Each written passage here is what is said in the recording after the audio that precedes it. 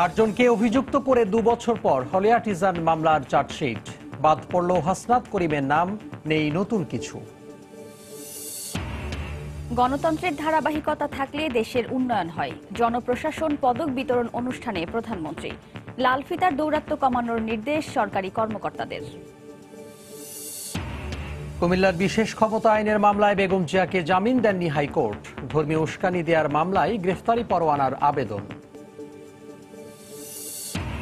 Cocktail হামলার audio প্রকাশ নিয়ে উত্তপ্ত রাজশাহী সিটি কর্পোরেশন নির্বাচনের প্রচারণা। সিলেট বরিশালের গণসংযোগেও প্রার্থীদের পাল্টাপাল্টি অভিযোগ। এবং বড়পুকুরিয়ার কয়লা আত্মসাতের ঘটনা তদন্তে 3 সদস্যের কমিটি গঠন। মামলা করার নির্দেশ। তাপ বিদ্যুৎ কেন্দ্র বন্ধে উত্তরের 4 জেলায় বেড়েছে লোডশেডিং।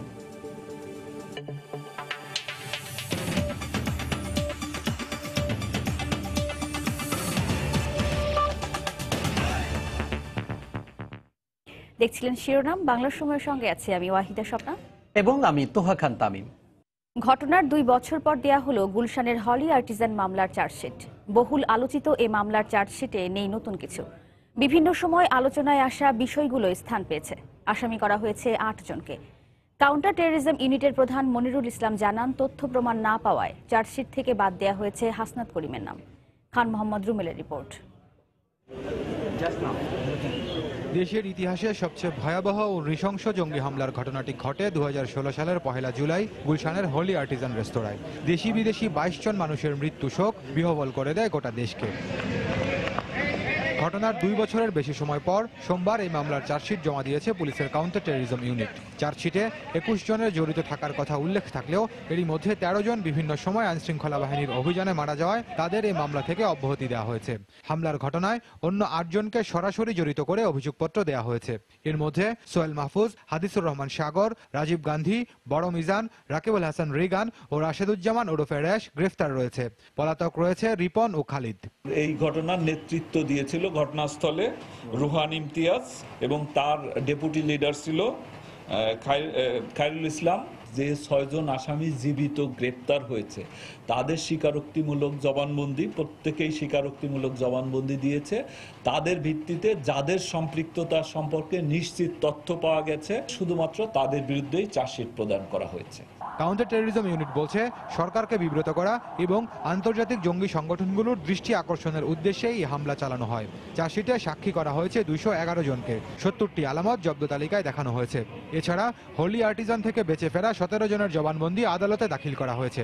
তাদের উদ্দেশ্য ছিল দেশকে অস্থিতিশীল করা, বাংলাদেশকে একটা জঙ্গি রাষ্ট্র বানানো, ইন্টারন্যাশনাল টেররিস্ট অর্গানাইজেশন যেগুলো থাকে সেগুলো দৃষ্টি আকর্ষণ করা। আইএস কিংবা আল কায়দার মতো কিংবা হিজবুত তাহরিরের মতো ইন্টারন্যাশনাল টেররিস্ট অর্গানাইজেশন যেগুলো রয়েছে তাদের সাথে যোগাযোগের কোনো সরাসরি সুনির্দিষ্ট তথ্য প্রমাণ আমরা পাইনি। এছাড়া মামলার তদন্তে হাসনাত করিমের সম্পৃক্ততা পাওয়া না যাওয়ায় অভিযোগ থেকে অব্যাহতি দেওয়া হয় তাকে। সন্দেহভাজনের তালিকা থেকে নিহত হলি আর্টিজানের পাচক সাইফুল চৌকিদার ও তার সহকারী শাওনকে অব্যাহতি দেওয়া হয়েছে। খান মোহাম্মদ রুমেল, সময় সংবাদ, ঢাকা। প্রধানমন্ত্রী শেখ হাসিনা বলেছেন, গণতন্ত্রের ধারাবাহিকতা থাকলে জনগণ উন্নয়নের সুফল পায়।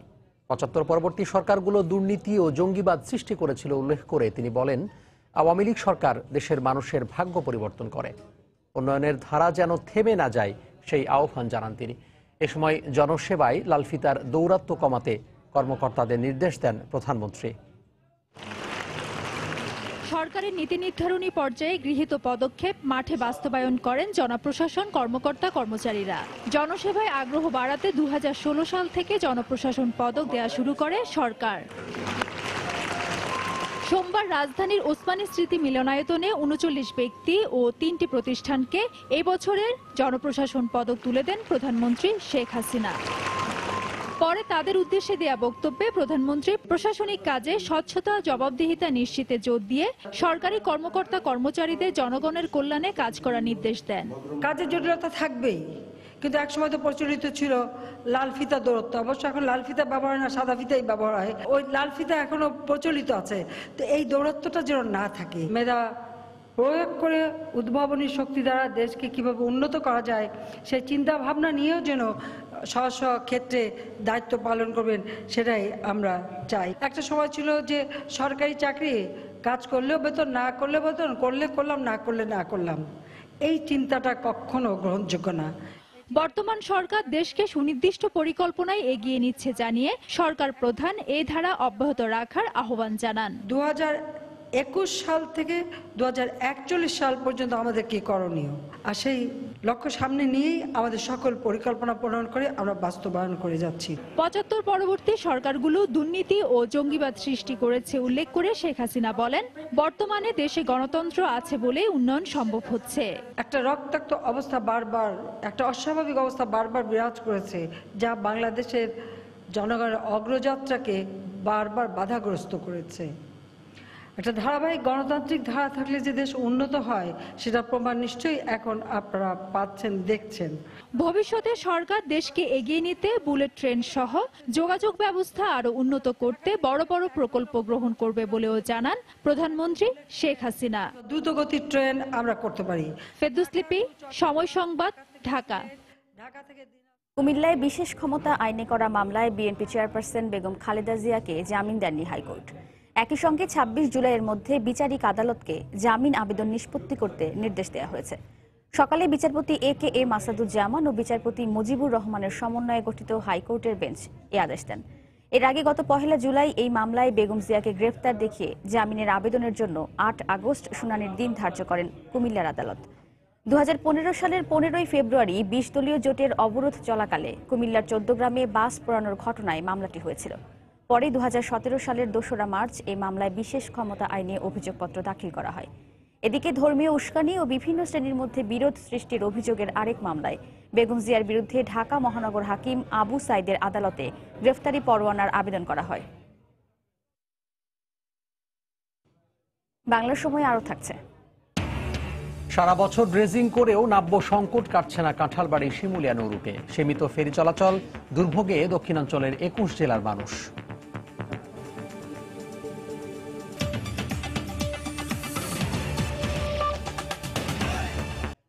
বিএনপি নির্বাচনী সভায় ককটেল হামলার অডিও রেকর্ড প্রকাশ নিয়ে উত্তপ্ত রাজশাহী সিটি কর্পোরেশনের প্রচারণার মাঠ। এ নিয়ে পাল্টা অভিযোগ করেন প্রধান দুই দলের মেয়র প্রার্থী। এদিকে নির্বাচন ঘনিয়ে আসায় গণসংযোগে ব্যস্ত বেড়েছে সিলেট ও বরিশাল সিটি নির্বাচনে প্রার্থীদের। ভোটের মাঠ নিজেদের দখলে নিতে নানা পরিকল্পনা ও হিসেব নিকেশ করছেন তারা। ভোটের দিন ঘনিয়ে আসছে সিলেট, রাজশাহী ও বরিশাল নগর নির্বাচনের, তাই দম ফেলার সময় নেই মেয়র ও কাউন্সিলর প্রার্থীদের। ভোটের মাঠ দখলে নিতে নানা পরিকল্পনা নিয়ে এগুচ্ছেন তারা, ত্রুটি রাখছেন না নগরবাসীর মন জয়ে। রাজশাহীতে বিএনপির গণসংযোগে ককটেল হামলার অডিও রেকর্ড ভাইরাল নিয়ে অভিযোগ পাল্টা অভিযোগের মধ্যেই চলছে সিটি নির্বাচনের প্রচারণা। মঠপুকুর, শিরোইল ও কাঁচাবাজার এলাকায় গণসংযোগ করেন আওয়ামী লীগের মেয়র প্রার্থী। অপরদিকে কর্মী সমর্থকদের নিয়ে নগরীর কেদুর মোড়, হাদির মোড় ও শহীদ মিনার এলাকায় প্রচারে নামেন বিএনপি প্রার্থী। ভাইরাল করার পিছনে কারণই হলো বিএনপির জনস্রোতকে থামিয়ে দেওয়া।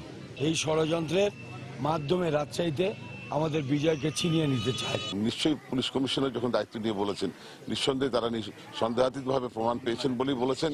এবং বিএনপির মধ্যে যদি কেউ বিশেষজ্ঞ হয়ে থাকেন, নির্বাচন যারা অংশ নিচ্ছেন তারা বা তাদের নেতৃবৃন্দ, তাহলে তারা সেটা প্রমাণ করে দিক। সোমবার সকালে সিলেটের সোনাপাড়া, লামাপাড়া ও শাপলাবাগ এলাকায় গণসংযোগ করেন আওয়ামী লীগের মেয়র প্রার্থী বদরুদ্দিন আহমদ কামরান। অপরাধীদের নিয়ে বিএনপি প্রার্থী প্রচারণা চালাচ্ছেন বলে মন্তব্য করেন তিনি। ওয়ারেন্টভুক্ত আসামি আছে, তাদেরকে পুলিশ ধরবে, সেখানে তো আমি না করতে পারি না। সুতরাং আমি এমন মানুষকে নিয়ে আমার সাথে আমি চলবো কেন, যারা ওয়ারেন্টভুক্ত আসামি বা যাদের বিরুদ্ধে বিভিন্ন মামলা আছে? আর আমার দিকে তীর ছুড়বেন কেন? আমি তো প্রশাসন চালাই না। এদিকে বিরোধী পক্ষের নেতাকর্মীদের গ্রেপ্তার করে আওয়ামী লীগ ভোটের মাঠ দখলের চেষ্টা করছে বলে অভিযোগ করেছেন বিএনপি প্রার্থী আরিফুল হক চৌধুরী। সকালে নগরীর সোবাহানীঘাট ও সবজি বাজার সহ বিভিন্ন এলাকায় পথসভা করেন তিনি। নির্বাচনের মাঠে জনগণ থেকে তাদের আস্থা যখন ধীরে ধীরে কমে আসতেছে, তারা ভীতসন্ত্রস্ত হয়ে তারা আমাদের নেতৃবৃন্দর বদলে তাদের পরিবারের সদস্যদেরকে পর্যন্ত গ্রেফতার করতেছে। 2019 সালের 15 ফেব্রুয়ারি 20 দলীয় জোটের অবরোধ চলাকালে কুমিল্লার 14 গ্রামে বাস পোড়ানোর ঘটনায় মামলাটি হয়েছিল। পরে 2017 সালের 2 মার্চ এই মামলায় বেগম জিয়াকে গ্রেফতার দেখিয়ে জামিনের আবেদন করা হয়। বরিশালেরও প্রতিটি পাড়া মহল্লায় বেড়েছে সিটি নির্বাচনের উত্তাপ। ভোটের রাজনীতিতে এগিয়ে থাকতে দিনরাত প্রচারণায় ব্যস্ত সময় কাটাচ্ছেন মেয়র ও কাউন্সিলর প্রার্থীরা। তৌফিক মাহমুদ, সময় সংবাদ। 3 সিটি নির্বাচনে আচরণবিধি লঙ্ঘনের মহোৎসব চললেও কোনো ব্যবস্থা নির্বাচন কমিশন নিচ্ছে না বলে অভিযোগ করেছেন বিএনপির স্থায়ী কমিটির সদস্য আমির খসরু মাহমুদ চৌধুরী। সকালে জাতীয় প্রেস ক্লাবে এক আলোচনা সভায় এই অভিযোগ করেন তিনি। এ সময় রাজনৈতিক উদ্দেশ্যে অকারণে গ্রেফতার করতে গেলে প্রতিরোধ গড়ে তুলতে নেতাকর্মীদের প্রতি আহ্বান জানান তিনি। নির্বাচন আচরণ বিধি লঙ্ঘনের মহা উৎসব চলছে, কিন্তু নির্বাচন কমিশনের পক্ষ থেকে কোন ধরনের পদক্ষেপ নেওয়া হচ্ছে না। তাদের নির্বাচনী প্রকল্প হচ্ছে জনগণকে বাইরে রেখে ক্ষমতা দখল করা। এই প্রকল্পের বিরুদ্ধে আজকে আমাদেরকে প্রকল্প তৈরি করতে হবে। সেই প্রকল্পের প্রধান কাজ হচ্ছে যেখানে গ্রেফতার করতে যাবেন সেখানে প্রতিরোধ গড়ে তুলতে হবে। যেখানে গ্রেফতার করে থানায় আনবে সেই থানা ঘেরাও করতে হবে। এদিকে সিটি নির্বাচনে দায়িত্ব পালনে কোনো কর্মকর্তার গাফিলতি পেলে কঠোর ব্যবস্থা নেওয়া হবে বলে জানিয়েছেন নির্বাচন কমিশনার রফিকুল ইসলাম। সকালে রাজশাহীতে ভোট গ্রহণ কর্মকর্তাদের প্রশিক্ষণ কর্মশালায় তিনি এই হুঁশিয়ারি দেন। এ সময় তিনি আরো বলেন, সিটি নির্বাচনে সব প্রার্থীর জন্য সমান সুযোগ রাখা হয়েছে। জনগণের আমানতের আমার পক্ষ থেকে, আমাদের নির্বাচন কমিশনের পক্ষ থেকে কারো দ্বারা যদি কোনো ধরনের অনিষ্ট হয় আমরা ছাড় দেব না। আমরা কিন্তু কোন রকম আমার কাউকে ছাড় দিতে রাজি নয়। আমার কাছে সব প্রতিদ্বন্দ্বী প্রার্থী সমান। সিটি নির্বাচনী খবর জানাতে এই মুহূর্তে রাজশাহীতে আছেন রিপোর্টার রাকিবুল হাসান এবং বরিশালে আছেন রিপোর্টার ফিরদাউস সোহাগ। প্রথমেই যাচ্ছি রাকিবের কাছে। রাকিব,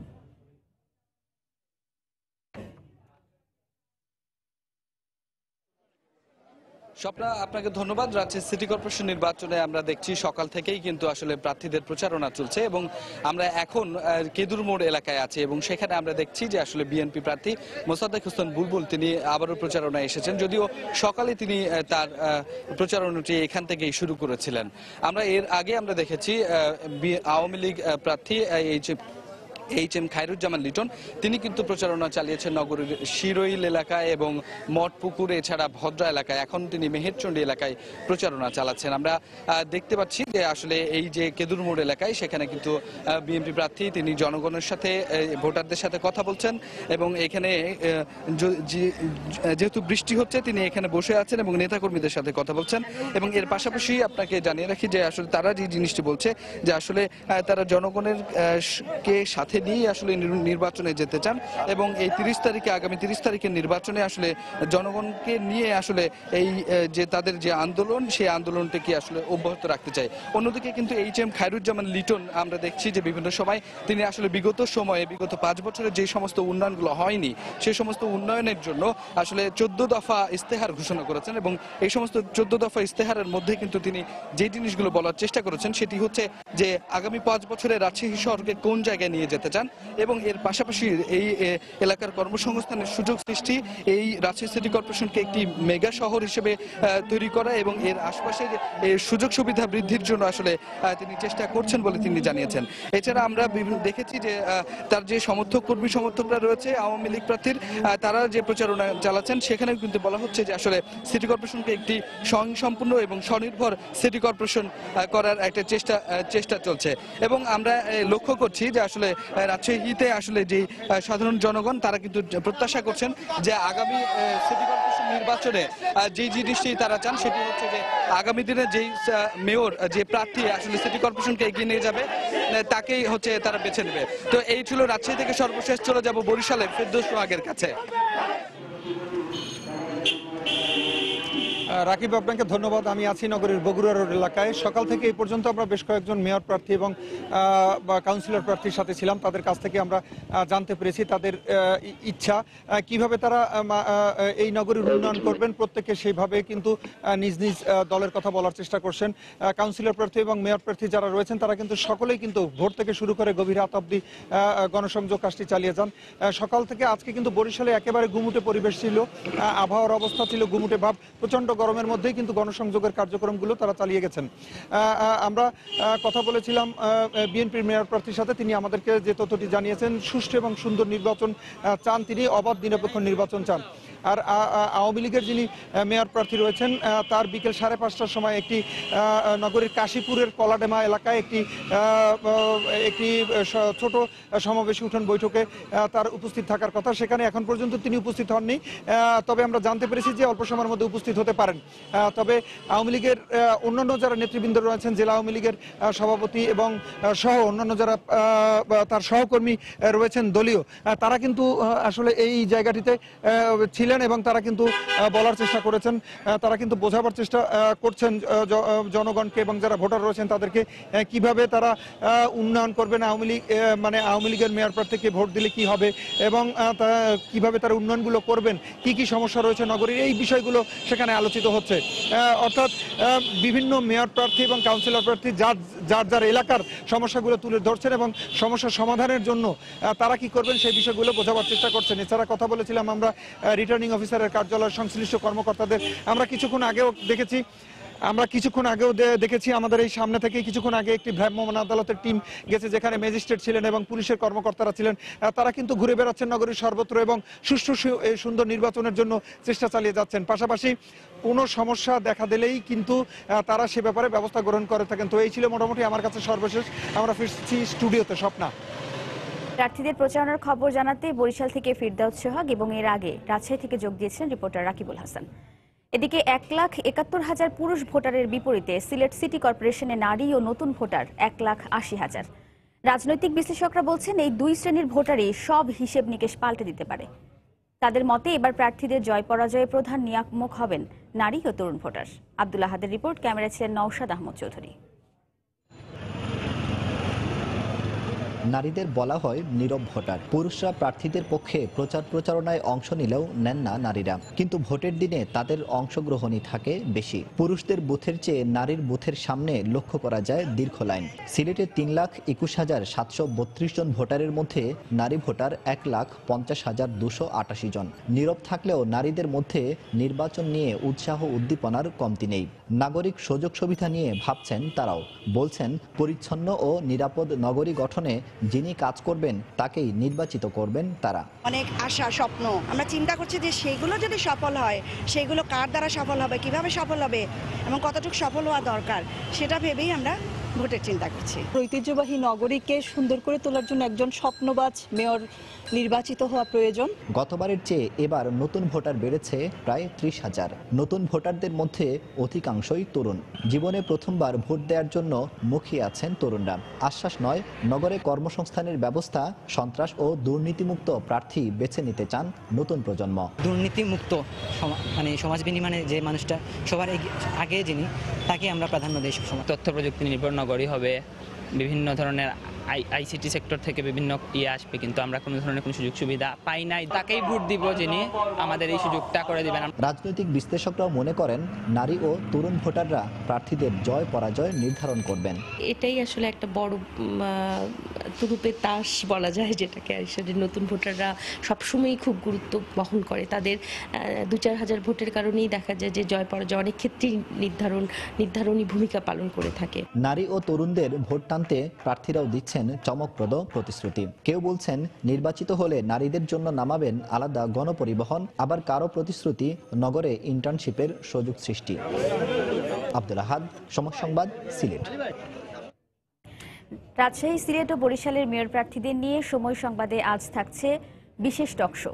মেয়র প্রার্থীর মুখোমুখি থাকছে রাত 11টার সংবাদে। দেখার আমন্ত্রণ রইল। গণভবনে বাংলাদেশ আওয়ামী লীগের কেন্দ্রীয় কার্যনির্বাহী সংসদের সভার বক্তব্য রাখছেন দলের সভাপতি এবং প্রধানমন্ত্রী শেখ হাসিনা। সরাসরি চলে যাচ্ছি সেখানে। খালি এটুকু একটা কথাই বলবো যে আমরা একটা জিনিস আপনারা আজকে লক্ষ্য করেছেন যে রাজশাহী সিটি কর্পোরেশন নির্বাচন, সিলেট সিটি কর্পোরেশন নির্বাচন, বরিশাল সিটি কর্পোরেশন নির্বাচনের প্রচারণা চলছে। এর মধ্যে হঠাৎ রাজশাহীতে দেখা গেল তারা খুব করলো যে তাদের নির্বাচনী মিছিলের মধ্যে বোমা হামলা, কিন্তু পরবর্তী যখন এটা আমরা নির্দেশ দিলাম যে কারা এভাবে বোমা মারল, সে যে দলের হোক যেই হোক তাকে ধরা হোক, গ্রেপ্তার করা হোক, কারণ এটা আমরা কখনো চাই না। সবাই স্বাধীনভাবে মানে তার নির্বাচনী প্রচার চালাবে এবং আমরা সেই পরিবেশটিও বজায় রেখেছি। কারণ বিএনপির আমলে আমরা তো দেখেছি কিভাবে তারা আমাদের নির্বাচন সভায় বাধা দেওয়া, আমাদের দলের নেতাকর্মীর উপর অত্যাচার করা, মানুষ খুন করা, এবং আমরা এটাও দেখেছি বিএনপি যে মানে ঠান্ডা মাথায় মানুষ খুন করতে পারে, আগুন দিয়ে পুড়িয়ে পুড়িয়ে মানুষ হত্যা করা, সেটাও আমরা দেখেছি। সেক্ষেত্রে আমাদের এটাই নির্দেশ ছিল যে কোনো রকম কিছু যেন না হয়। কিন্তু তাদের মিছিলের মধ্যে 3টা ককটেল ফুটলো, তারা খুবই দোষ দিল, কিন্তু পরবর্তীতে দেখা গেল যে তাদের নিজেদেরই ভাষায় বেরিয়ে আসলো যেটা নিজেরাই করেছে শুধুমাত্র মানে আওয়ামী লীগকে দোষারোপ করবার জন্য। এবং তারা যখন নির্বাচনে জনগণের কাছে যে সাড়া পাচ্ছে না, তখন এই ব্লেম গেম একটা খেলা শুরু, এবং সেটা হাতে নাতে ধরা। কারণ যেহেতু আমাদের আইন শৃঙ্খলা রক্ষাকারী যথেষ্ট মানে সজাগ ছিল এবং তারা ঠিকই এটা তদন্ত করে বের করতে চাচ্ছিল যে কারাই ঘটনাটা ঘটলো, ঠিকই তাদের নিজেদের ভাষ্যতেই বেরিয়ে গেল যে এই ঘটনাটা তারা ঘটে। অর্থাৎ দেখা যাচ্ছে নিজেরাই ঘটনা ঘটিয়ে মানে আমাদের দলের উপরে মানে একটা অভিযোগ দিয়ে দোষারোপ করা, এবং সেটাই আন্তর্জাতিক পর্যায় পর্যন্ত এটাকে নিয়ে যাওয়া, এবং এটা সব দেশে বিদেশে ব্যাপক প্রচার, যেটা নাকি আওয়ামী লীগ করে। তারপর দেখা গেল তারা নিজেরা বোমা মেরে নিজেরাই এই খেলা খেলে। তো এটা তাদের নিজেদের অভ্যাস আছে যে নিজেরা বোমা মারবে, নিজেরা গাড়ি ভাঙবে, নিজেরা একটা ঘটনা ঘটাবে, তারপরে ব্লেম গেম দেবে। এই মিথ্যাচারে বিএনপির সাথে আর কেউ পারবে না। হ্যাঁ, গাজীপুরে তাই করছে, সব জায়গায় তারা ওই একটা নাটক করে তারা মানে আন্তর্জাতিক হয়তো দৃষ্টি আকর্ষণ করতে চায়, এটাই ওতে তাদের চরিত্র। এবং সিলেটেও সেই ঘটনা ঘটাচ্ছে। অথচ ইতিহাস যদি ঘাটা যায় তো দেখা যাবে যে এদেশে আগুন দেওয়া, বোমা মারা, মানুষ হত্যা করা, গ্রেনেড হামলা করা, আমাদের কামরান তো বেঁচে গেছে তার প্যান্ডেলে যে আগুন, কারণ এই কামরানকে হত্যার জন্য দুইবার সেখানে তার মিটিং এর উপর বোমা, আমাদের সিটি ওয়ার্কিং কমিটি মিটিং এ বোমা হামলা করেছে, আমাদের ইব্রাহিম নামে আওয়ামী লীগের একজন নেতা মারা গেছে, কিবরিয়া সাহেবের গ্রেনেড হামলা করে হত্যা করেছে, সেই সাথে আমাদের কতজন নেতা কর্মী মারা গেছে। সিলেটে আমাদের মহিলা আওয়ামী লীগ ঘরে বসে মিটিং করছে, সেখানে গ্রেনেড হামলা, বোমা হামলা। তারপর এরকম ভাবে সারা বাংলাদেশই তো আমাদের নেতা কর্মীদের উপরে তারা এই ঘটনা ঘটছে। এই গাজীপুরে আমাদের আহসানুল্লাহ মাস্টারকে হত্যা করলো, নাটোরে মমতাজকে হত্যা করলো, সাবেক এমপি, আমাদের মঞ্জুরুল ইমাম সাহেব খুলনা সিটি আওয়ামী লীগ তার প্রেসিডেন্ট ছিল, তাকে কি নির্মমভাবে হত্যা করছে, সে সাথে আইনজীবীকে হত্যা করছে। এইভাবে সারা বাংলাদেশে আমাদের নেতা, অগণিত নেতাকর্মীকে তারা হত্যা করেছে। এবং খুলনায় তো একের পর এক শুধু সাংবাদিক হত্যা হতো। তো এইভাবে সমস্ত বাংলাদেশে তারাই হত্যাকাণ্ড চালায়, আবার তারাই বেশি চিৎকার করে, তারাই প্রচার করে, আর তারা মানে এই সমস্ত মানে নাটক করায় তারা যথেষ্ট পারদর্শী। আর খালেদা জিয়া ভালো করে খায় দেয়, জেল খায়, বহাল তবিল থাকে, যেই মামলার তারিখ হয় উনি অসুস্থ হয়ে যান। আর এক নাটক শুরু হয়ে গেছে, কারণ যখনই কোর্টের তারিখ পড়ে তখনই শুনি উনি অসুস্থ। তো অসুস্থ তো আগাগোড়াই আমরা দেখি। তার হাঁটু অপারেশন করে আসলো, আমি বলছি হাঁটু কোন পত্রিকা রেখেছে, হাট না হাঁটু, পা। আমি আবার মনে করাইছি ওটা কিন্তু হার্ট না, পা না। আমি হঠাৎ এসে বললাম যে হার্ট অপারেশন, আমি নাকি বলছি। তা আমাদের সাংবাদিকরা কি শুনে কি লেখে আমি ঠিক জানি না, এই জন্য আমি স্পষ্ট বলতে চাই হাঁটু অপারেশন 2বার তার করা হয়েছে, রিপ্লেস করা আছে। তো এগুলি তো তার আছে সমস্যাটা ঠিকই, তাতে কিন্তু ওই অবস্থায় থেকেও তো মানুষ পুড়িয়ে হত্যা করেছে, থামে তো আর নাই। মানুষকে পুড়িয়ে মারা, মানুষের উপরে অত্যাচার করা এবং আমাদের উপরে অত্যাচার করা, তাদের বোমায় তো গরুও রেহাই পায় না, মুরগিও রেহাই পায় না, এইরকম অত্যাচার তো করেছে। 2013, 2014, 2015 যে পরিমাণ মানুষ তারা হত্যা করেছে। আর তারপর দুর্নীতি, এতিমের টাকা চুরি করা, এতিমের টাকা মেরে সেই কারণে সে জেলে তো আর আমরা দেইনি। এখানে আমাদের কাছে মুক্তির আন্দোলন করে তো লাভ নাই, কারণ এটা তো আমরা ইচ্ছে করলেও ছাড়তে পারবো না যতক্ষণ পর্যন্ত কোর্ট না অর্ডার দেবে। কারণ 10টা বছর একটা মামলা চলে, 10-11 বছর ধরে মামলা চলে, সেই মামলার রায়, আর সেই মামলায় খালেদা জিয়া জেলে। কি এতিমের নামে টাকা নিয়ে সেই এতিমদের টাকা না দিয়ে সে টাকা নিজে রেখে দিয়েছে। তো এই অপরাধে তার সাজা এবং তাদের আইনজীবীরা এত কথা বলে, এত আন্দোলন, এত কিছু, তো তারা কিছুতেই প্রমাণ করতে পারলো না, কোনো একটা এভিডেন্স দেখাতে পারলো না যে টাকাটা খালেদা জিয়া বা তার পরিবার কেউ নেয় নাই। গণভবনে বাংলাদেশ আওয়ামী লীগের কেন্দ্রীয় কার্যনির্বাহী সংসদের সভায় বক্তব্য রাখছেন দলের সভাপতি এবং প্রধানমন্ত্রী শেখ হাসিনা। আমরা এতক্ষণ সরাসরি ছিলাম সেখানে। দিনাজপুরের বড়পুকুরিয়া কয়লা খনির ঘটনায় পেট্রোবাংলার মনিটরিং এর ঘাটতি ছিল বলে মন্তব্য করেছেন বিদ্যুৎ ও জ্বালানি প্রতিমন্ত্রী নসরুল হামিদ বিপু। এরই মধ্যে তদন্ত শুরুর কথা জানিয়ে তিনি বলেন, অতীতে যারাই খনিতে দায়িত্বে ছিলেন তারাও এই তদন্তের আওতায় আসবেন। এখন যে তদন্ত রিপোর্টে আমরা জানতে চাচ্ছি যে কিভাবে এটা যদি ভলিউম কমে যায়, ভ্যালু কমে যায়, মানে ক্যালোরিক ভ্যালু কমে যায়, তাহলে তো বাকি জায়গাটা কোথায় আছে? কয়লা তো থাকবে, সেই কয়লাটার অস্তিত্বটা কোথায়? তারা বলতেছেন যে এই যে নিচে যে পড়ে আছে সেটা হয়তো হতে পারে। তো সেটার স্টক মিলিয়ে দেখা হচ্ছে এখন, তারপরে বাকিটা জানা যাবে। আমি মনে করি অবশ্যই সমস্যা ছিল। ইতিমধ্যে তারা ব্যবস্থা নিচ্ছে কেস করার জন্য, এবং যারা তদন্ত চলবে, যারা দোষী তারা শাস্তি পাবে। এদিকে বড়পুকুরিয়া কয়লা খনির কয়লা আত্মসাতের ঘটনা তদন্তের কাজ শুরু হয়েছে বলে জানিয়েছেন দুর্নীতি দমন কমিশনের দিনাজপুর কার্যালয়ের উপপরিচালক বেনজির আহমেদ। দুপুরে বড়পুকুরিয়া কয়লা খনি পরিদর্শনে গিয়ে তিনি একথা জানান। কয়লা নিয়ে একটা দুর্নীতির অভিযোগ আমরা পেয়েছি, পত্রিকায় এসেছে। আমরা ওখানে কিছু কাগজপত্র নিব এবং দেখব বাস্তবে কি ঘটেছে, এবং এটা দেখার পরে এরপরে আপনাদেরকে আবার আমরা পরবর্তীতে এই বিষয়ে আমরা পুরোপুরি ব্রিফ করব। এদিকে বড়পুকুরিয়া তাপবিদ্যুৎ কেন্দ্র বন্ধের কারণে রংপুর, ঠাকুরগাঁও, নীলফামারী ও কুড়িগ্রামে 1 মাস বিদ্যুৎ বিভ্রাট হবে বলে জানিয়েছেন পিডিবি চেয়ারম্যান প্রকৌশলী খালেদ মাহমুদ। সংকট সমাধানে সিরাজগঞ্জ বিদ্যুৎ কেন্দ্র থেকে উত্তরাঞ্চলে বিদ্যুৎ সরবরাহ করে পরিস্থিতি সামাল দেওয়ার চেষ্টা চলছে বলেও জানান তিনি। আগামী 27 তারিখে আশা করছি 3টা মেশিন আসবে, তখন হয়তো আমরা একটু লোড পাবো, একটু কমফোর্টেবল অবস্থায় থাকবো। সো কয়লার ব্যাপারে আমি বলবো যেটা হয়েছে সেটা আপনারা সবাই জানেন। তো এই কয়লা ছাড়াও আমরা কীভাবে সিস্টেমটাকে ঠিক রাখতে পারি সেটা আমরা সবাই কিন্তু আমরা প্রায় ধরেন ঘন্টায় আমরা বসছি কীভাবে এটাকে আপনার সচল রাখা যায় বা সিস্টেমটাকে ভালো রাখা যায়। ইনশাল্লাহ আমরা অ্যাচিভ করতে পারবো। হয়তো কিছুটা লোডশেডিং হবে, it's a crisis, very temporary crisis. ইনশাল্লাহ আমরা সেটা ওভারকাম করতে পারবো। দিনাজপুরের বড়পুকুরিয়া তাপবিদ্যুৎ কেন্দ্র বন্ধ হয়ে যাওয়ায় রংপুর অঞ্চলে বেড়েছে লোডশেডিং। বর্ষা মৌসুমেও তীব্র গরমে নাকাল হচ্ছেন এই অঞ্চলের মানুষ। তার উপর আগুনে ঘি ঢালছে বিদ্যুতের লোডশেডিং আর লো ভোল্টেজ, যার প্রভাব পড়তে শুরু করেছে শিল্প উৎপাদনেও। প্রধান প্রকৌশলীর দপ্তর রংপুর গ্রিডে বিদ্যুতের 650 মেগাওয়াট চাহিদার প্রায় পুরোটাই পাবার দাবি করে বলছে 30 থেকে 40 মেগাওয়াটের ঘাটতি স্বাভাবিক এবং লোড ম্যানেজমেন্টের মাধ্যমে তা সহজে সামলে নেওয়া হচ্ছে। কিন্তু সাধারণ মানুষ বলছে লোডশেডিং আর লো ভোল্টেজে দুর্ভোগের কথা। আমরা তো কর্মজীবী মানুষ, আমাদের কারেন্টটাই হচ্ছে সবকিছু। কারেন্ট যদি ঠিকমতো না থাকে আমাদের কাজের অবশ্যই ক্ষতি। কারেন্ট থাকে না, কারেন্টের ভোল্টেজ নাই, সারাদিনে অনেক সমস্যা হয়। বাতাস গায়ে লাগবে না ফ্যানের ব্যাটার। আগে যে ফ্যানের যেটা বাতাস পেতাম এই বাতাসটা পাই না আমরা।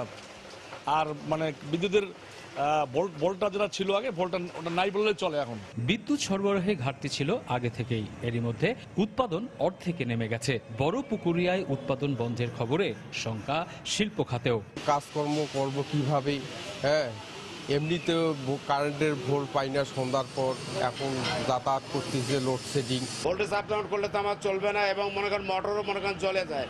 বিদ্যুৎ বিভাগ বলছে বড়পুকুরিয়ার প্রভাবে সমস্যা যা হবে তা টেকনিক্যাল সাপোর্টেই মোকাবেলা সম্ভব। 3 থেকে 4% ভোল্টেজ ডাউন হয়েছে, বিভিন্ন ট্রান্সফরমার ট্যাপ চেঞ্জ করে মেকআপ করতে পারবো। তবে গ্রাহকের সাময়িক কিছু সমস্যা হবে। বিদ্যুৎ প্রকৌশলীরা জানান 225 মেগাওয়াট উৎপাদন ক্ষমতা সম্পন্ন হলেও সবশেষ 80 মেগাওয়াটে নেমে গিয়েছিল বড়পুকুরিয়া তাপবিদ্যুৎ কেন্দ্রের উৎপাদন, যা যোগ হতো জাতীয় গ্রিডে। তাই উত্তরাঞ্চলে সরাসরি কোনো প্রভাব না পড়লেও সরবরাহ তরঙ্গে শ্লথ গতির কারণে লো ভোল্টেজের বিড়ম্বনা বাড়বেই। রতন সরকার, সময় সংবাদ, রংপুর। বাংলার সময় আরো থাকছে। চট্টগ্রামে যুবলীগ কর্মী মহিউদ্দিন হত্যা মামলায় আওয়ামী লীগ নেতা সহ 20 জনের বিরুদ্ধে চার্জশিট। অভিযুক্তদের মধ্যে 11 জন পলাতক।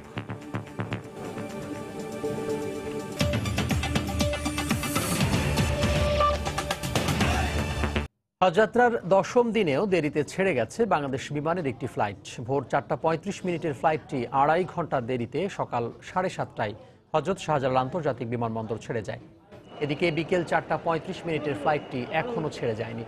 তবে শিডিউল বিপর্যয়ের বিষয়ে এখন পর্যন্ত কিছুই জানাতে পারেনি বিমান কর্তৃপক্ষ। আজ বিমানের 8টি হজ ফ্লাইট ঢাকা ছাড়বে। এদিকে হজের কারণে জেদ্দা বিমানবন্দরের ব্যস্ততা বাড়ায় এর প্রভাব ফ্লাইট শিডিউলে পড়েছে বলে জানিয়েছেন হজ ক্যাম্পের পরিচালক। টিকিট বিক্রিতেও এর প্রভাব পড়ার আশঙ্কা করছে হাব। এদিকে শিডিউল বিপর্যয়ে দুর্ভোগে পড়েছেন হজযাত্রীরা।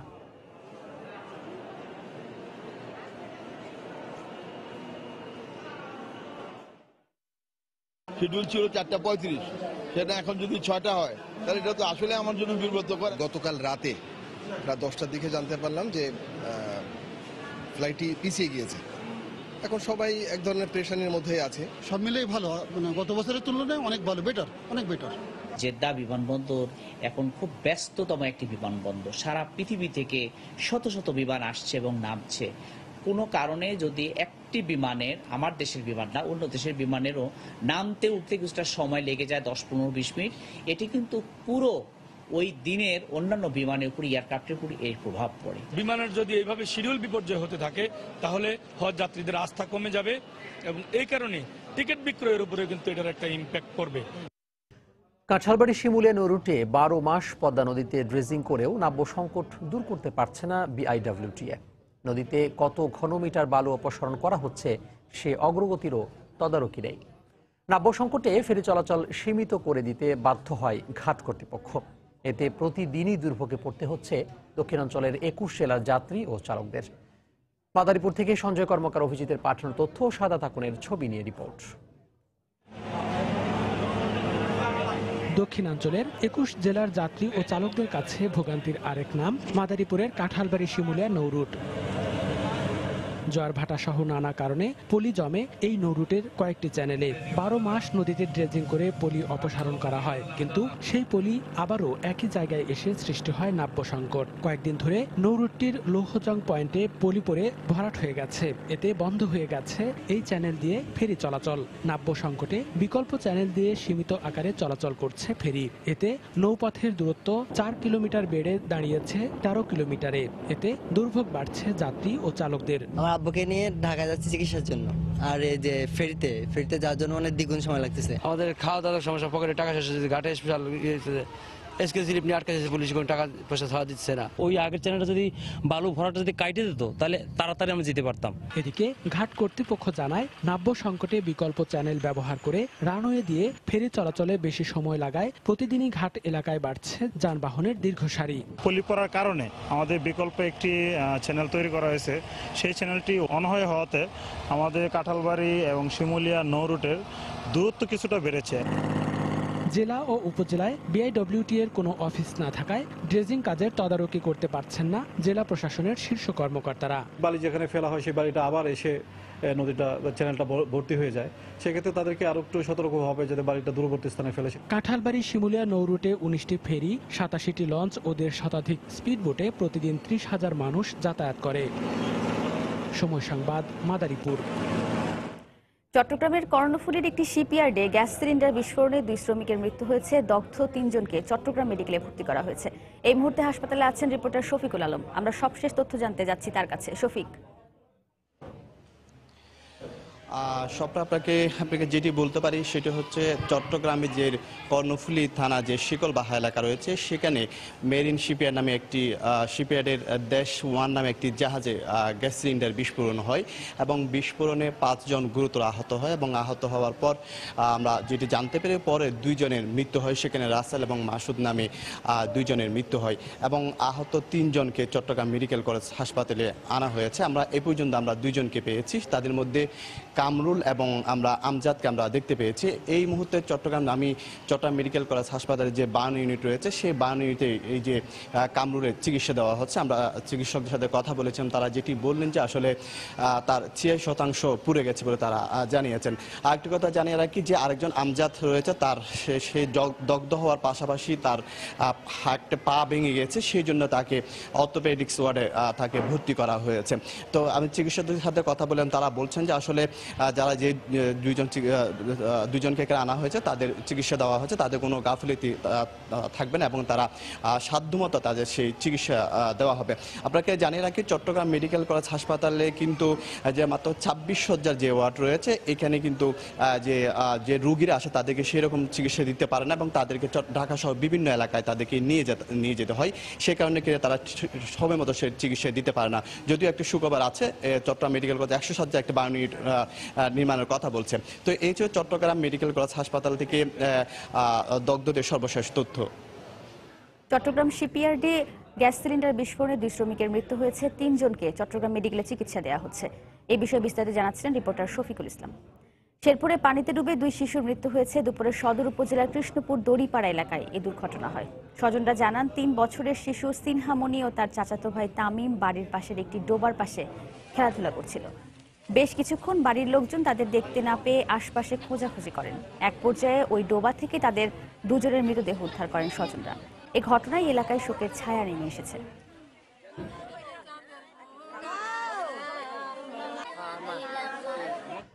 যশোর থেকে 2 জনের গলাকাটা লাশ উদ্ধার করেছে পুলিশ। সকালে সদর উপজেলার মথুরাপুর মাঠপাড়া এলাকা থেকে তাদের লাশ উদ্ধার করা হয়। রেল পুলিশ জানায়, রেল লাইনের পাশে অজ্ঞাত 2 জনের গলাকাটা লাশ পড়ে থাকতে দেখে থানায় খবর দেন স্থানীয়রা। সেখান থেকে তাদের লাশ উদ্ধার করে ময়নাতদন্তের জন্য সদর হাসপাতাল মর্গে পাঠানো হয়। নিহতদের পরিচয় এখনও নিশ্চিত হতে পারেনি পুলিশ।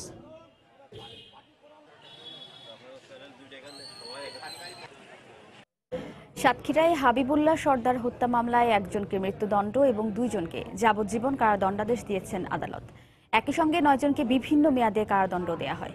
দুপুরে অতিরিক্ত জেলা ও দায়রা জজ দ্বিতীয় আদালতের বিচারক অরুণাভ চক্রবর্তী এই আদেশ দেন। মামলার সূত্রে জানা যায়, 2014 সালের 11 জুলাই নলকূপের পানি বিতরণকে কেন্দ্র করে আশাশুনি উপজেলার বারোরা এলাকায় দুপক্ষের সংঘর্ষ হয়। এ সময় প্রতিপক্ষের হামলায় বিশ্ববিদ্যালয় শিক্ষার্থী হাবিবুল্লাহ সর্দার নিহত হন। এ ঘটনায় দায়ের করা মামলায় 35 জনের বিরুদ্ধে চার্জশিট দেয় পুলিশ। শুনানি ও যুক্তিতর্ক উপস্থাপন শেষ হওয়ায় আজ মামলার রায় ঘোষণা করেন আদালত। চট্টগ্রামে যুবলীগ কর্মী মহিউদ্দিন হত্যা মামলায় আওয়ামী লীগ নেতা হাজী ইকবাল সহ 20 জনের বিরুদ্ধে চার্জশিট দিয়েছে পুলিশ। দুপুরে মেট্রোপলিটন ম্যাজিস্ট্রেট শফিউদ্দিনের আদালতে অভিযোগপত্র দাখিল করেন তদন্ত কর্মকর্তা বিকাশ সরকার। চার্জশিটে আওয়ামী লীগ নেতা হাজী ইকবাল, তার ভাই মুরাদ ও আজাদ সহ 20 জনকে আসামি করা হয়। এদের মধ্যে 9 জন কারাগারে থাকলেও বাকিরা এখনও পলাতক রয়েছে। সামাজিক যোগাযোগ মাধ্যম ফেসবুকে স্ট্যাটাস দেয়াকে কেন্দ্র করে গত 26শে মার্চ যুবলীগ কর্মী মহিউদ্দিনকে কুপিয়ে হত্যা করা হয়।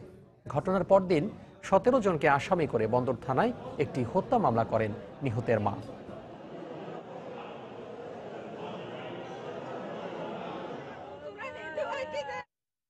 নারায়ণগঞ্জে 2 নৈশ প্রহরীকে হত্যা করে দোকানে ডাকাতির ঘটনায় জড়িতদের বিচারের দাবিতে বিক্ষোভ করা হয়েছে।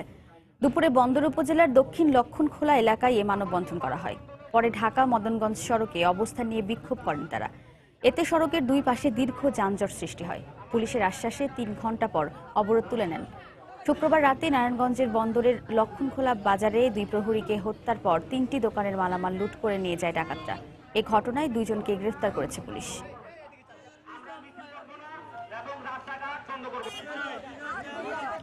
চট্টগ্রাম মহানগর পুলিশের কার্যালয়ে লাগা আগুন 1 ঘণ্টার চেষ্টায় নিয়ন্ত্রণে এসেছে। অতিরিক্ত লোডের কারণে ওয়াইফাই সার্ভার বিস্ফোরিত হয়ে অগ্নিকাণ্ড হয় বলে জানিয়েছে পুলিশ ও ফায়ার সার্ভিস। সকালে কার্যালয়ের গোয়েন্দা বিভাগে অগ্নিকাণ্ড হয়। ফায়ার সার্ভিস ও প্রত্যক্ষদর্শীরা জানান, সকাল 11টার দিকে গোয়েন্দা শাখার ওয়াইফাই সার্ভার রুম থেকে হঠাৎ আগুনের সূত্রপাত হয়। মুহূর্তে ধোঁয়া ছড়িয়ে পড়ে পুরো ভবনে। খবর পেয়ে চট্টগ্রাম ফায়ার সার্ভিসের 3টি ইউনিট ঘটনাস্থলে পৌঁছে আগুন নিয়ন্ত্রণে কাজ শুরু করে। প্রায় 1 ঘণ্টার চেষ্টায় আগুন নিয়ন্ত্রণে আসে। পুলিশকে আরও শক্তিশালী করতে দুর্গম এলাকায় লজিস্টিক সাপোর্টের ঘাটতি মেটানোর জন্য চেষ্টা চলছে বলে জানিয়েছেন পুলিশ মহাপরিদর্শক জাভেদ হোসেন পাটোয়ারি। দুপুরে বান্দরবানে আইনশৃঙ্খলা বিষয়ক মত বিনিময় সভা শেষে এ কথা বলেন তিনি। দুর্গম এলাকা, সেই অনুযায়ী এখানকার যে যানবাহন এবং অন্যান্য লজিস্টিক সাপোর্ট থাকা হচ্ছে, সেটা সমস্ত বাংলাদেশেই আমাদের এই সক্ষমতার কিছুটা হলেও ঘাটতি রয়েছে। আমি মনে করি লজিস্টিক ঘাটতি তো রয়ে গেছে এবং আমরা চেষ্টা করে যাচ্ছি। সরকারও আমাদেরকে মাননীয় প্রধানমন্ত্রী আমাদের যথেষ্ট উদারভাবে আমাদেরকে এই সকল আমাদের চাহিদাগুলো পূরণের সচেষ্ট আছে। নানা আয়োজনে দেশের বিভিন্ন স্থানে পালিত হলো জাতীয় পাবলিক সার্ভিস দিবস। সকালে ব্রাহ্মণবাড়িয়া জেলা প্রশাসকের সম্মেলন কক্ষে আলোচনা সভার আয়োজন করা হয়। এতে স্থানীয় সরকার বিভাগের উপপরিচালক আয়েশা আক্তার ও জেলা প্রশাসক বক্তব্য রাখেন।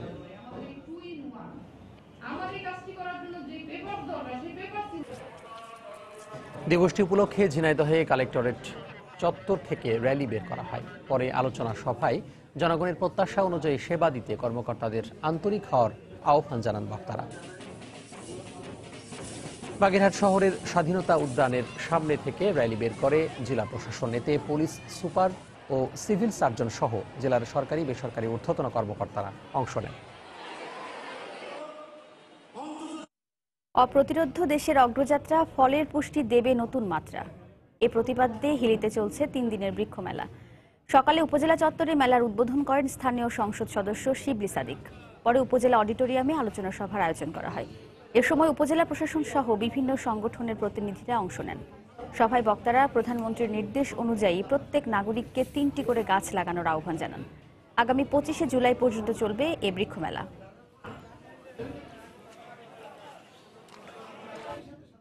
বাংলা সময়ের শীর্ষ সংবাদ জানিয়ে দিচ্ছি আরেকবার।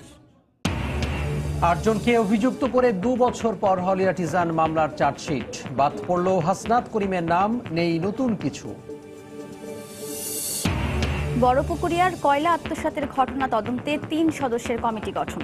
মামলা করার নির্দেশ। তাপবিদ্যুৎ কেন্দ্র বন্ধে উত্তরের 4 জেলায় বেড়েছে লোডশেডিং। জনগণের সাড়া না পেয়ে সিটি নির্বাচন নিয়ে দোষারোপের রাজনীতি করছে বিএনপি। গণভবনে দলের কেন্দ্রীয় কার্যনির্বাহী সংসদের সভায় শেখ হাসিনা। ককটেল হামলার অডিও প্রকাশ নিয়ে উত্তপ্ত রাজশাহী সিটি কর্পোরেশন নির্বাচনের প্রচারণা। সিলেট বরিশালের গণসংযোগেও প্রার্থীদের পাল্টাপাল্টি অভিযোগ।